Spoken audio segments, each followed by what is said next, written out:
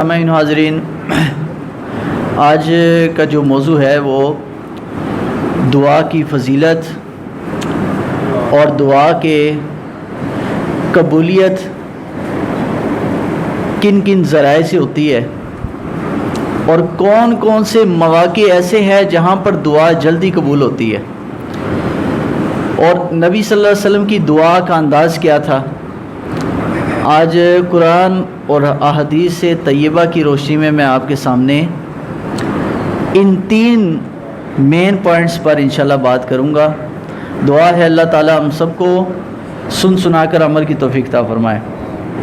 میں نے قرآن عظیم الشان سورہ غافر کی آیت نمبر 40 تلاوت کی ہے۔ اللہ رب العالمین جل وعلا ارشاد فرماتا ہے، وَقَالَ رَبُّكُمُ ادْعُونِي أَسْتَجِبْ لَكُمْ۔ اللہ فرماتا ہے کہ اے میرے محبوب آپ فرما دیجئے کہ تمہارا رب کہتا ہے، وَقَالَ رَبُّكُمْ تمہارا رب کہتا ہے، ادعونی تم مجھ سے دعا کرو، استجب لکم میں تمہاری دعا کو قبول کروں گا۔ اللہ خود حکم دے رہا ہے کہ مجھ سے دعا مانگو گے تو میں تمہاری دعا کو قبول کروں گا۔ حضرت نعمان بن بشیر رضی اللہ تعالیٰ فرماتے ہیں کہ حضور نبی کریم رؤوف الرحیم علیہ السلام نے فرمایا، حدیث شریف کا مفہوم ہے کہ آقا علیہ السلام نے فرمایا، الدعاء هو العبادہ، فرمایا جس طرح دوسری نماز پڑھنا عبادت ہے، روزہ رکھنا عبادت ہے، حج کرنا عبادت ہے، زکوٰۃ دینا عبادت ہے، صدقہ و خیرات کرنا عبادت ہے، اسی طرح دعا بھی ان عبادتوں کی طرح ایک عبادت ہے۔ جو بندہ دعا میں کے لیے ہاتھ اٹھائے رکھتا ہے وہ عین عبادت کی حالت میں ہوتا ہے۔ اس کے لیے یہ شرط نہیں ہے کہ وہ مسجد میں ہو، کسی جگہ پر بھی ہو دعا وہ رب سے کر سکتا ہے، اور جہاں پہ بھی کرے گا تو اس کو عبادت کا ثواب ملے گا۔ حضور نبی رحمت صلی اللہ علیہ وسلم نے ارشاد فرمایا، حضرت ابو ہریرہ فرماتے ہیں کہ آقا کریم علیہ الصلوۃ والسلام نے ارشاد فرمایا، لیس شیء اکرم علی اللہ تعالی من الدعاء، فرمایا دعا ایسی ایک چیز ہے کہ اللہ رب العالمین کے نزدیک دعا سے زیادہ عزت والی عبادت اور کوئی بھی نہیں ہے۔ حالانکہ عبادتیں تو اور بھی بڑی ہیں، لیکن ایک فضیلت بیان کرنی تھی کہ دعا ایک ایسی عبادت ہے کہ اللہ کے نزدیک مکرم عزت والی چیز ہے، اور جب کوئی عزت والا شخص بھی کسی کے پاس آ جائے نا تو انسان اس کو خالی نہیں جانے دیتا۔ تو رب العالمین کے نزدیک سب سے زیادہ مقدس اور مکرم ترین عبادتوں میں سے عبادت دعا ہے۔ جب یہ رب کے پاس پہنچتی ہے کسی بھی شخص کی ہوئی تو ہو ہی نہیں سکتا کہ اس کی دعا کبھی رد ہو جائے۔ تو حضور نبی علیہ الصلوۃ والسلام نے ارشاد فرمایا، من سرہ ان یستجیب اللہ لہ عند الشدائد والکرب فلیکثر الدعاء فی الرخاء، فرمایا جو بندہ چاہتا ہے کہ اللہ تبارک و تعالی اس کو مشکل اور پریشانی کی حالت میں اس کی تکالیف دور کر دے اور اس کی دعا پریشانی کی حالت میں قبول کرے۔ جب بندہ پریشان ہوتا ہے نا، جب بندہ پریشان ٹینشن میں ہوتا ہے، وہ کہتا ہے یار میری دعا قبول کیوں نہیں ہو رہی، وجہ اس کی حضور نے بیان کی کہ پریشانی کی حالت میں جب دعا کرنے والا دعا کرتا ہے اس کی قبولیت کیوں نہیں ہوتی؟ فرمایا وجہ یہ ہے کہ بندہ جب خوشحالی کی حالت میں ہوتا ہے، جب ٹینشن فری ہوتا ہے، تب تو دعا کے لیے ہاتھ بھی نہیں اٹھاتا اور بھاگ جاتا ہے۔ کئی لوگوں کو دیکھے نا آپ نے، سلام پھیرتے ہیں دعا بھی نہیں کرتے، اٹھ کے ہو گئے۔ او بھائی دعا کرو اللہ کے آگے، تم نے ہاتھ کس کے بندے کے آگے نہیں پھیلانا، تم نے تو رب کے آگے پھیلانا ہے۔ اور حضور نے فرمایا جو بندہ چاہتا ہے کہ پریشانی کی حالت میں اس کی دعا قبول ہو جائے، اس کو چاہیے کہ خوشحالی کی حالت میں کثرت سے دعا کیا کرے، پریشان جب ہوگا اللہ اس کی حالت میں بھی اس کی دعا قبول کر لے گا۔ تو یہ ایک نسخہ بتایا ہے حضور نے، اور فرمایا لا يرد القضاء لا يرد القضاء الا الدعاء ولا يزيد في العمر الا البر، فرمایا دعا ایسی چیز ہے جو بندے کی اوپر آئی ہوئی تقدیر کو بھی ٹال دیتی ہے۔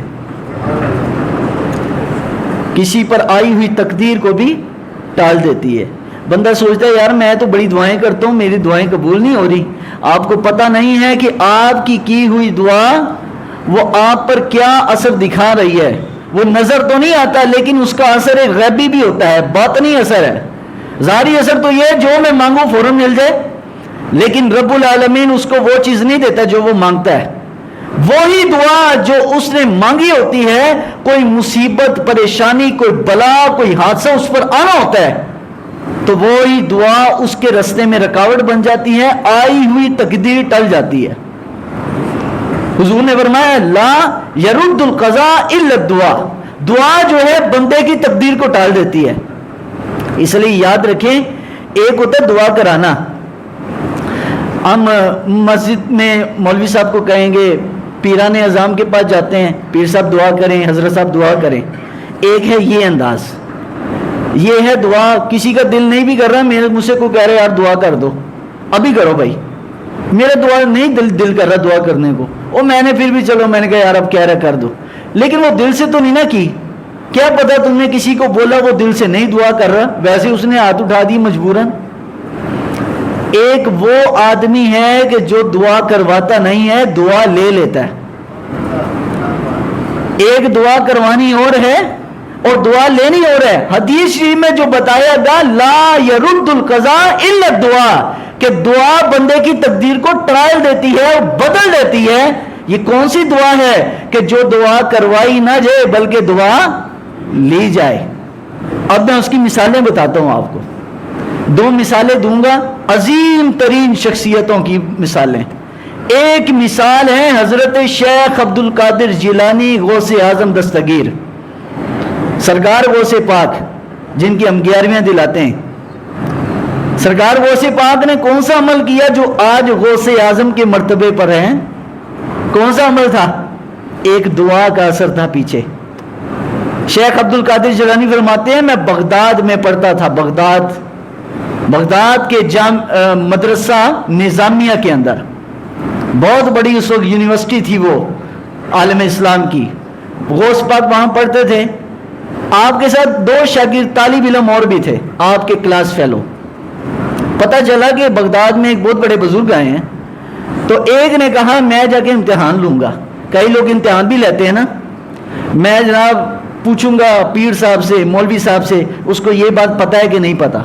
यानी कई लोग कीड़े निकालने की कोशिश करते हैं। अच्छाई कम लोग देखते हैं, 100 अच्छाइयाँ किसी में 99 अच्छाइयाँ होगी, एक कीड़ा निकालने गलती होगी तो एक कीड़ा पकड़ लेते हैं, ए कमी है। शेख अब्दुल कादिर जिलानी को यही अच्छाई निकालना ही गौसे आजम बना गया। गौस पाक फरमाते मेरे साथ 2 तालिब, एक ने कहा मैं इम्तिहान लूंगा कि वाकई बुजुर्ग है कि नहीं है, दूसरे ने कहा कि मैं बस जाकर ना ज़ियारत करूंगा, कोई बात नहीं पूछूंगा। शेख अब्दुल कादिर जिलानी फरमाया मैं जाकर उनसे फैज लूंगा। जो पहला था वो गौसे पाक रहमतुल्लाह ताला अलैह के साथ जब गया तो वो बुजुर्ग मशाइख साहिब कशफ, वो साहिब आला आदमी थे। उन्होंने कहा कि तू तेरे सवालात ये हैं और उसका जवाब ये है। सवाल पूछे बगैर ही जवाब बता दिया और उसको कहा कि तेरी ये बेअदबी जो है, अगर आलिम दीन के पास जाओ तो जुबान संभाल के जाओ, और अगर अल्लाह के वली के पास जाओ तो दिल को भी संभाल के जाओ। फरमाया कि तू मेरे पास बेअदबी के घर से आया, जा तेरा खात्मा ईमान पर नहीं होना, तू ईसाई होके मरेगा। हुआ यूं। हजरत जो दूसरा था वो शरीफ आदमी था, वो भी उसको भी कुछ नहीं कहा। शेख अब्दुल कादिर जिलानी रहमतुल्लाह अलैह अदब से हाजिर हुए, हाथ चूमा और फरमाया बेटा तुम अदब की नीयत से और कुर्बे इलाही की नीयत से आए थे ना। फरमाया मैं तुम्हें दुआ देता हूं, इंशाअल्लाह बगदाद में क्या पूरी दुनिया में तेरा डंका बचेगा। दुआ ले ली ना गौसे पाक ने, तो वही गौसे पाक रहमतुल्लाह शेख अब्दुल कादिर जिलानी वलियों के इमाम बन गए। और उन्होंने पहला इंकशाफ उन्होंने किया था कि मैं अपनी आंखों से वो वक्त देख रहा हूं कि जब बगदाद के मिंबर पर खड़े होकर तुम कहोगे कदमी हाज़िही रकबती कुल्ली वलील्लाह, कि मेरा कदम ये हर वली अल्लाह के गर्दनों पर है, कंधे पर है। فرمایا یہ تم کو پہلی دفعہ ان بزرگوں نے یہ بات کہی، اور وہ بات غوث پاک پر سچ ہوئی 40 سال کے بعد. تو وہ ہوئی کس وجہ سے بھائی؟ جو حضور نے فرمایا لا یرد القضاء الا الدعاء، دعا جو ہے بندے کی تقدیر کو کیا کر دیتی ہے؟ بدل دیتی ہے. اس لیے دعا کروانی نہیں چاہیے بلکہ دعا لینی چاہیے. تو دعا لینا اور ہے، دعا کروانا اور ہے. دوسری مثال ہے حضرت خواجہ معین الدین چشتی، خواجہ معین الدین چشتی سلطان الہند، حضرت معین الدین چشتی اجمیری رحمۃ اللہ علیہ. یہ فرماتے ہیں کہ میں ہرات، افغانستان کا ایک صوبہ ہے ہرات، فرمایا اس کے ایک باغ کے میرے والد نے ایک باغ چھوڑا تھا.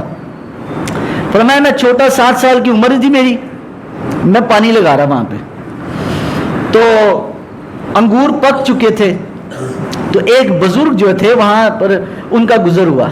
میں نے ان کو کہا حضور آپ تشریف لائیں، آپ کو پانی پلاتا ہوں چشمے کا ٹھنڈا، اور انگور کھلاتا ہوں، انگوروں کا رس، اس کا جوس نکال کے آپ کو پیش کرتا ہوں، آپ تشریف لائیں. انہوں نے کہا یار بچہ تو بڑا باادب ہے، بچہ تو بڑا محبت والا ہے. وہ آئے، ان کے باغ میں بیٹھے، اور باغ میں بیٹھ کر پانی پہلے نوش کیا، پھر انگور کھائے، اور پھر ہاتھ اٹھا دیے. فرمایا یا اللہ جس طرح اس نے اس فقیر کی عزت و تکریم کی، اے میرے مولا اس کو تو اپنا قرب ادا کر دے. تو وہی حضرت خواجہ معین الدین چشتی ہند الولی بن گئے. تیسری مثال بائزی بستامی کی ہے کہ ان کی ماں نے ان کو دعا دی تھی. والدہ محترمہ بائزی بستامی رحمت اللہ علیہ کو کہ یا اللہ تو اس کو اپنا ولی بنا دے. تو ماں کی خدمت کی، تو ماں سے دعا لے لی. تو دعا کروانا اور ہے، دعا لینا اور ہے. تو حضور نے فرمایا لا یرد القضاء الا الدعاء، دعا بندے کی تقدیر کو بدل دیتی ہے.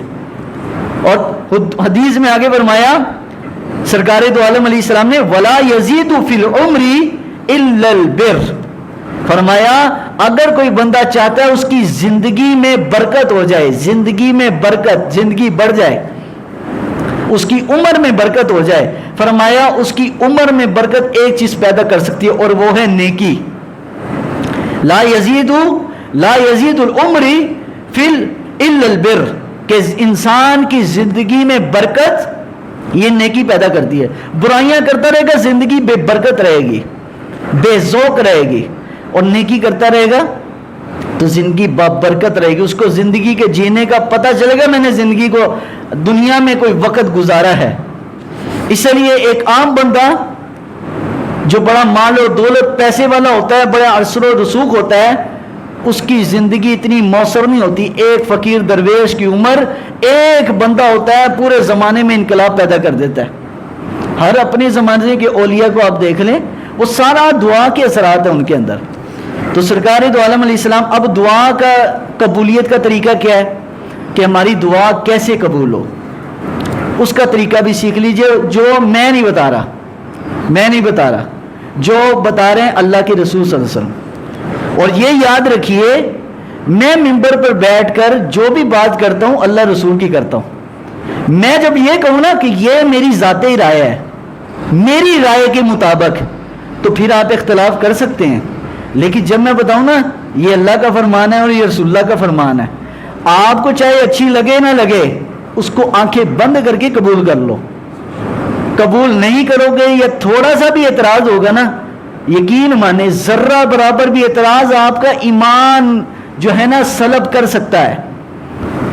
اس لیے اللہ رسول کی باتوں میں کبھی بھی اعتراض نہیں کرنا. ہاں ذاتی رائے ہے، میری اپنی رائے ہے، آپ کہیں جی آپ کی رائے سے ہمارا اختلاف ہے ہم نہیں مانتے، تو کوئی بات نہیں بھائی.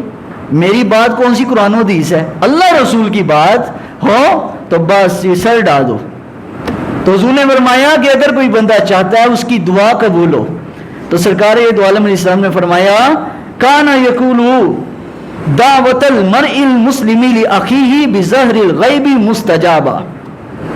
فرمایا جو بندہ کسی مسلمان کے غیب میں، غیب مطلب اس کے سامنے موجود نہیں ہے، اس کے سامنے نہیں، اس کے پس پردہ اس کے لیے دعا کرے. پس پردہ وہ موجود نہ ہو، اس کی غیبت میں اس کی دعا کرے. لیکن ہم غیبت میں اس کی برائی کرتے ہیں، دعا نہیں کرتے. دعا کرو، فرمایا جو بندہ کسی کی غیبت میں کسی کی دعا کرے گا تو فرمایا ان مستجابتن، اللہ تعالیٰ وہ دعا قبول کرتا ہے. اور کیا آگے فرمایا ان دراسی ملکن مؤکل کلما دعا لاخیہ بخیر قال الملک مؤکل بہ آمین ولک بمثل. اور فرمایا جب بندہ کسی کی غیر موجودگی میں کسی کے لیے دعا کرتا ہے، فرشتہ اس بندے کے سرہانے کھڑا ہوتا ہے، سر کے پاس جہاں وہ کھڑے ہو کے دعا کرتا ہے، سر کے پاس کھڑے ہو کے وہ کہتا ہے یا اللہ جو اس نے کسی مسلمان کے لیے مانگا، یا اللہ پہلے اس بندے کو عطا فرما. تم کسی کے لیے مانگو گے، تم کسی کا بھلا چاہو گے، رب بھلا پہلے تیرا کرے گا. اور اگر تو کسی کا نقصان چاہے گا، کسی کا برا چاہے گا، برا پہلے تیرا ہوگا. حضرت سیدنا امام شافعی رحمۃ اللہ تعالی علیہ، ان کے زمانے میں حضرت امام شافعی رحمۃ اللہ علیہ کی جو نا علماء کے ساتھ نا ایک ایک حدیث پر بحث ہوتی تھی پوری. اور جب کسی پڑھے لکھے بندے کے ساتھ بحث ہوتی تھی نا، عالم دین کے ساتھ، تو امام شافعی جیت جاتے.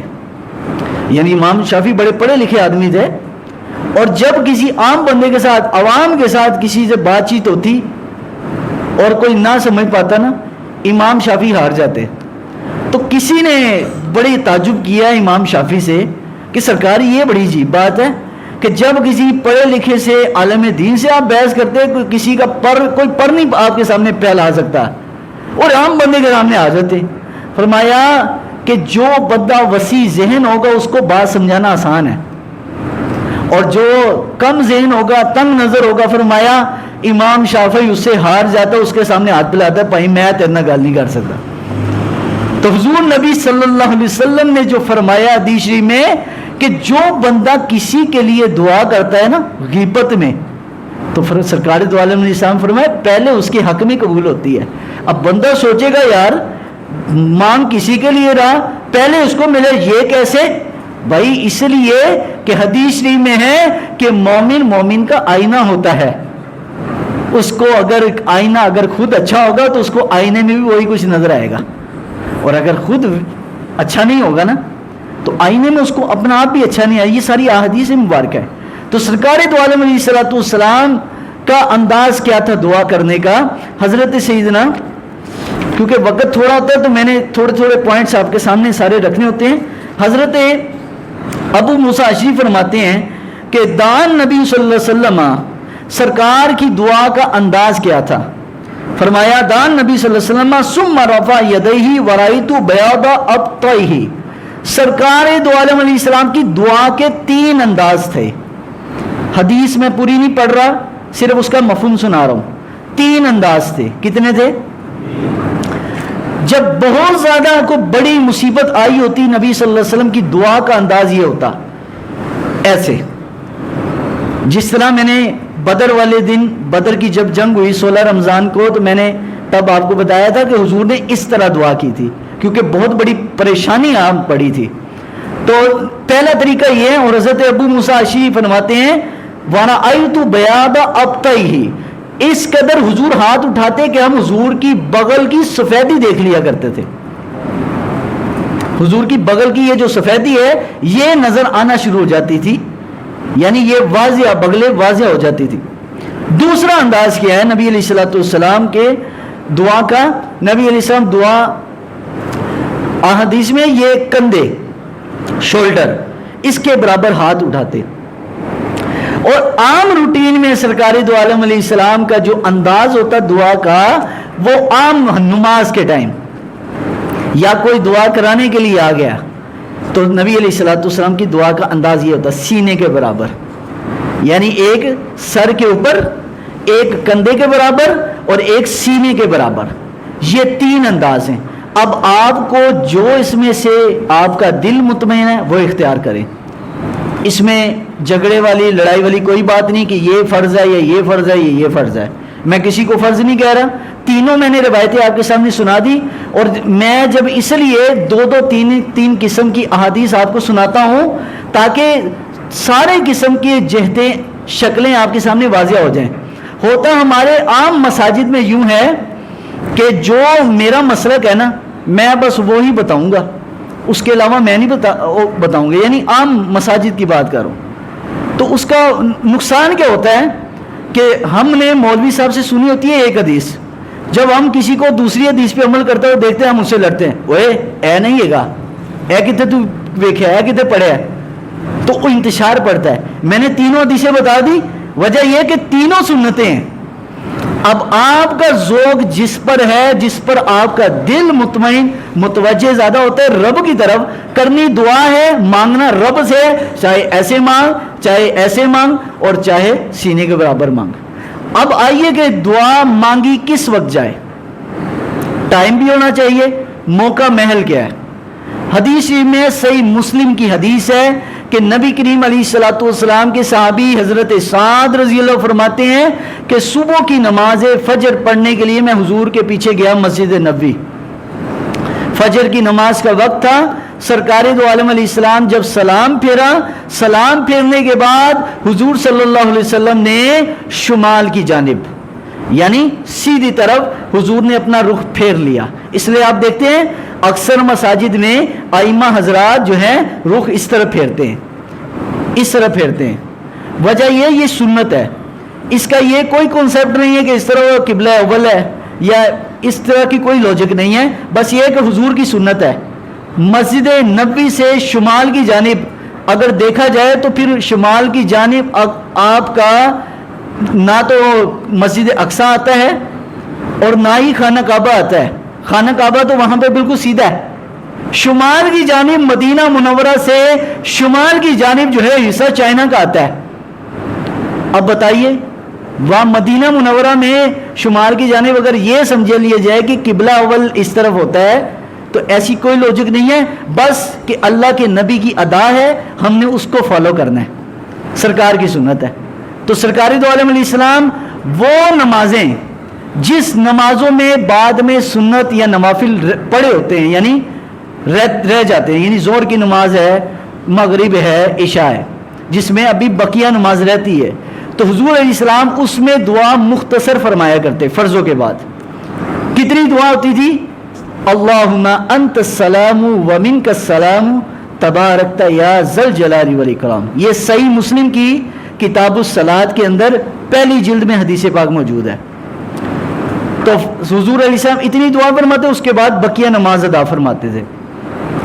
جن نمازوں میں بقیہ نماز نہیں ہوتی جیسے فجر ہے اور عصر کی نماز ہے, اس میں فرضوں کے بعد بقیہ نماز نہیں ہوتی, اس میں نبی علیہ الصلوۃ والسلام دعا لمبی فرمایا کرتے تھے. اور حضور کے دعا کے الفاظ بھی میں تبرکن کچھ پڑھنا چاہتا ہوں. حضرت معاذ رضی اللہ تعالیٰ عنہ, حضرت معاذ رضی اللہ فرماتے ہیں کہ ان رسول اللہ صلی اللہ علیہ وسلم اخذ بیدہ یوما, فرمایا ایک دن میں نبی صلی اللہ علیہ وسلم کے ساتھ چل پڑا, حضور نے میرا ہاتھ پکڑا. اللہ اکبر, کتنے خوش نصیب لوگ تھے کہ سرکار دو عالم علیہ السلام جن کا ہاتھ خود پکڑ رہے ہیں. فرمایا ہاتھ پکڑا حضور نے, ثم قال, حضور نے پھر فرمایا یا معاذ, اے معاذ, انی لاحبک, اے معاذ میں تمہارے ساتھ محبت کرتا ہوں. حضور محبت کا اظہار کر رہے ہیں کس کے ساتھ؟ امتی کے ساتھ, صحابی کے ساتھ. معاذ بن جبل کیوں معاذ بن جبل سے محبت کرتے تھے؟ اس کی بڑی توجیحات علماء نے بیان کی ہے. ان میں سے ایک یہ کہ معاذ ابن جبل صحابہ میں سے ایک عالم دین تھے, علم والے تھے, صاحب علم تھے, اور نبی پاک کے جانے کے بعد دنیا سے نبی علیہ الصلوۃ والسلام کے لشکر میں حضرت خالد بن ولید سے جب کوئی مسئلہ پوچھتا, خالد بن ولید خود فتویٰ نہ دیتے. خالد بن ولید کا کتنا نام ہے, سیف اللہ کا لقب رسول اللہ نے دیا. خالد بن ولید سے کوئی مسئلہ پوچھنے آتا ہے تو کہتے مجھ سے نہ پوچھو, جنگ کے بارے میں پوچھنا ہے میں بتاتا ہوں, اس میں مجھے مہارت ہے, لیکن شرعی مسئلہ پوچھنا ہے تو معاذ کے پاس جاؤ. تو حضور نے کیا فرمایا, معاذ میں تم سے کیا کرتا ہوں, محبت کرتا ہوں. فقال له معاذ بأبی انت و امی وانا احبک. یا رسول اللہ میں میرے ماں باپ اور میں بھی آپ سے محبت کرتا ہوں. قال اوصیک یا معاذ لا تدعن فی دبر کل صلاۃ. اے معاذ میں کچھ لفظ اور کچھ دعا تمہیں سکھاتا ہوں, تم اس کو کبھی بھولنا مت, تم کبھی اس کو چھوڑنا مت. میں تمہیں ایک نصیحت دیتا ہوں, اس کو مت ترک کرنا. اور فرمایا ہر نماز کے بعد کلو صلاتین ان تقول, ہر نماز کے بعد تم یہ لفظ کہنا, اور میرے ساتھ آپ نے بھی پڑھنے ہیں. وہ کیا الفاظ تھے؟ اللہم اعنی علی ذکرک و شکرک و حسن عبادتک. فرمایا اس دعا کو یاد رکھنا اور ہر نماز کے بعد اس کو اپنی دعا کے اندر پڑھنا. دیکھو پہلے محبت کا اظہار کر کے پھر نبی پاک نے تحفہ یہ دیا کہ ہر نماز کے بعد تم نے یہ دعا پڑھنی ہے. تو بہرحال حضور کی دعائیں کافی زیادہ ہیں, لیکن ایک دعا اور جو حضور نمازوں میں پڑھا کرتے تھے وہ کیا ہے؟ اللہم انی اعوذ بک من الجبن واعوذ بک ان ارد الی ارذل العمر واعوذ بک من فتنۃ الدنیا واعوذ بک من عذاب القبر. کہ یا اللہ, میں اردو میں ترجمہ کر دیتا ہوں اس کا, کہ اے میرے مولا میں بزدلی سے تیری پناہ چاہتا ہوں, میں ذلت سے تیری پناہ چاہتا ہوں, میں دنیا کے فتنے سے تیری پناہ چاہتا ہوں, اور فرمایا میں عذاب قبر سے تیری پناہ چاہتا ہوں, مجھے عذاب قبر سے بچانا. حالانکہ حضور کو تو عذاب قبر سے اللہ کی پناہ مانگنے کی ضرورت نہیں. سرکار دو عالم علیہ السلام کو کی وجہ سے تو امت پر رحم ہونا ہے کہ امت عذاب قبر سے بچائی جائے گی, لیکن حضور خود دعا کر کے بتا رہے ہیں کہ میری تعلیم یہ ہے, اس پر چلنا ہے. تو دعا کے مختلف جگہیں ہیں جہاں پر دعا قبول ہوتی ہے. ایک علماء نے بیان کیا کہ جب بارش برس رہی ہو اس موقع پر جو دعا ہے یہ ضرور قبول ہوتی ہے, بارش کے نازل ہونے وقت. نمبر 2 پر جب آپ پر ذکر کرتے کرتے تلاوت قرآن کرتے کرتے رونے کی کیفیت بن جائے, آپ کی آنکھوں سے آنسو آ جائے, یا آپ کے اوپر ایک کیفیت اللہ کے ڈر کی, خوف کی پیدا ہو جائے, اس حالت میں دعا یہ جلدی قبول ہوتی ہے.